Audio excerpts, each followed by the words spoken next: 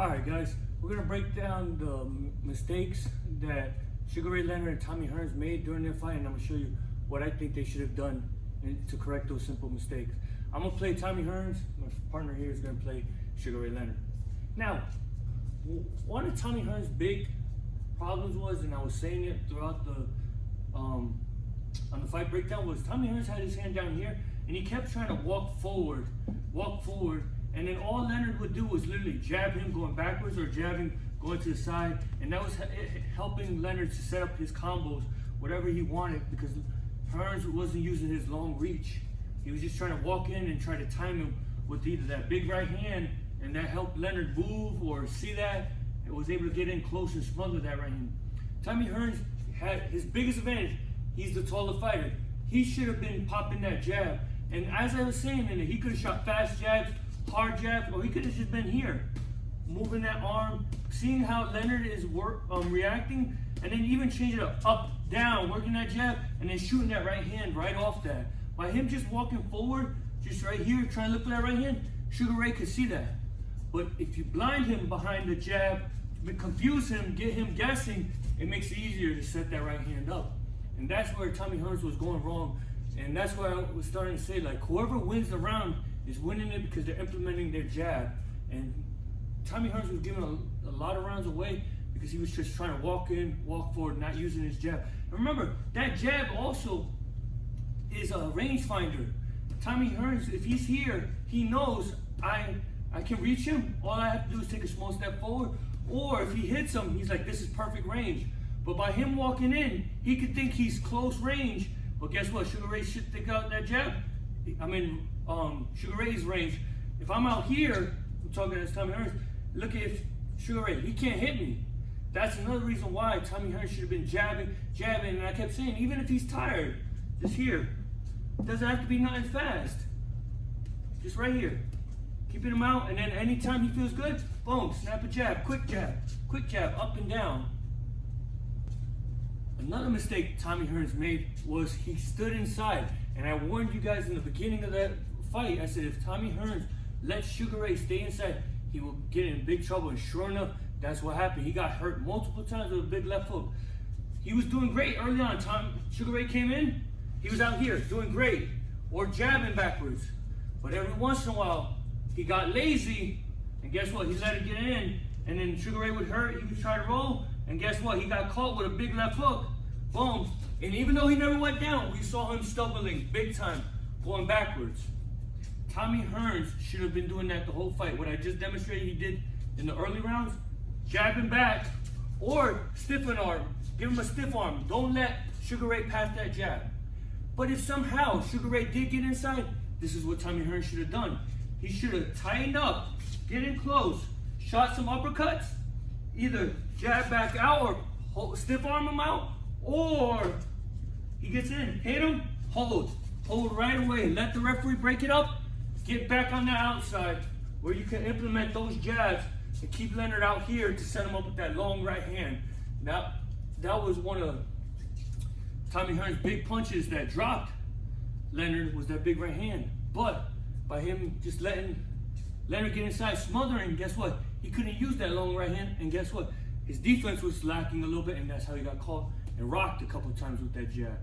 Also, one more thing I just realized is by him jabbing, another one of Tommy Hearns' mistake that he was doing was he wasn't throwing multiple jabs. He kept trying to load up for one right hand.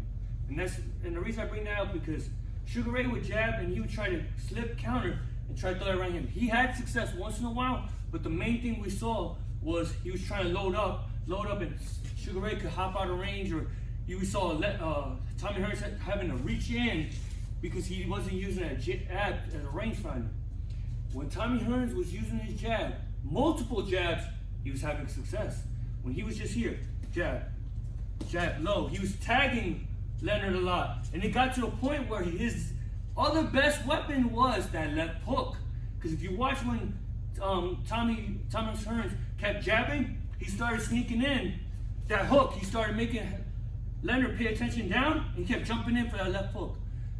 Tommy Hearns, this is another reason why I said Tommy Hearns should have been constantly jabbing to set that left hook. But not only that, it was landing a lot when he would use it, but he could have finished with a right hand, and who knows, that could have dropped Leonard again for a third time in the fight, or it could have been the end for Leonard. But by him just looking for that big one shot, it hurt him.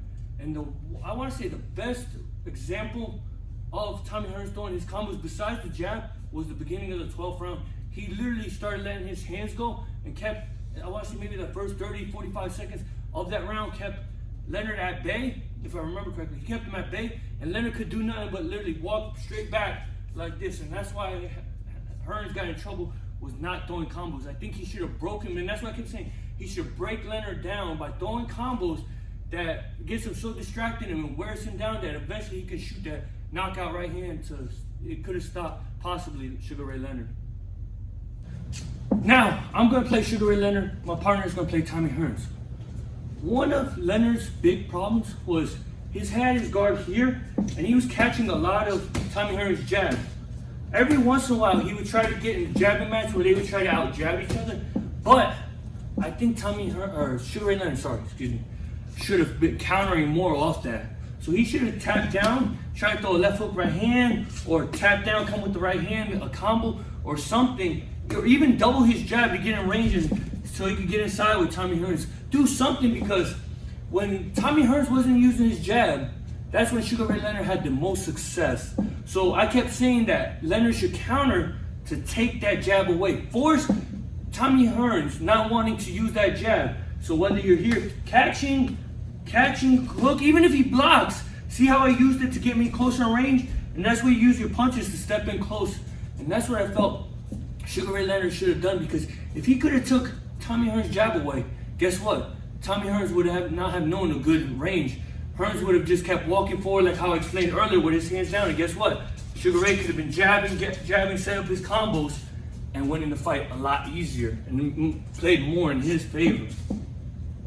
So another mistake that I saw Sugar Ray doing, he kept trying to look for a big right hook from so far away. He would literally be this far away, and then he would try to use his legs to hop in, and Hearns would see that and hop out, or if Hearns didn't hop out, he would jump in and just block that because he saw it from so far away. There was times where Sugar Ray landed it, but because he was in mid-range, and that's where he could have used his speed and sneak in that 8 to the body. But I think if he wanted to throw that right hand so much to the body, I'm talking about Sugar Ray, I personally think he should have done this. One, I think he should have straightened up that right hand. But two, I think he should have jabbed, even if it's this far away. Double jab, keep Thomas Hearns blinded by that, and then slide that right hand. And then from there, you already he could have landed that big left hook that he was hurting Thomas Hearns all night with. So I think he should have just been here. Use more, try to keep Thomas Hearns distracted. Keep him distracted with that left hand, and then slide in that right hand to the body, and then come up with that left hook right hand, or come up with the left hook, or whatever. He could have just stayed in here, work that body. But I think he should have been looking for that 2, instead of trying to cover so much ground for an 8 that Thomas Hearns saw all night. Another big mistake I saw from Sugar Ray Leonard was he was pulling straight back or sliding straight back. And then the second time he got dropped, that's what cost him, was because he pulled straight back. Tommy Hearns jabbed him, he pulled straight back trying to get away, and guess what? That right hand, Thomas Hearns is the longer fighter, so remember, that's what I kept saying. Leonard is playing roulette, Russian roulette, by trying to constantly lean back, because eventually it'll just take Tommy Hearns some time to figure out his distance, and then when he pulled back, caught him, and guess what? He got rocked, and Thomas Hearns jumped on him and threw the right hand. Same thing happened. He didn't get dropped, but he got caught a couple times, is where he would land a body shot, pull straight back and slide straight back, and guess what? Thomas Hearns would jab him, boom, and catch him with even the right hand because he would fall into ropes. I think Sugar Ray should have changed it. He should have went to his right, as I was saying. So for example, if he's going to slide back, 2 things he should have done. He should have had his left hand up, but he should have went back to his right. Let me show you. So if he went with this right hook to body, he should have slid back to his right. Look, I'm taking that right hand away. See how I missed me? But not only that, even if he turns his body with that, he doesn't have the full steam because he's crossing his body to try to land that. And guess what? My hand being up there, it takes more of the impact rather than my chin. And it was the same thing with Sugar Ray. He shouldn't have pulled straight back here. should have done the same thing, but even if he didn't step, slide out, here, take a step, hand up, step to the right. Either it misses or it catches this. You see what I'm saying? Let the glove take more of the impact rather than you here taking it right on the chin.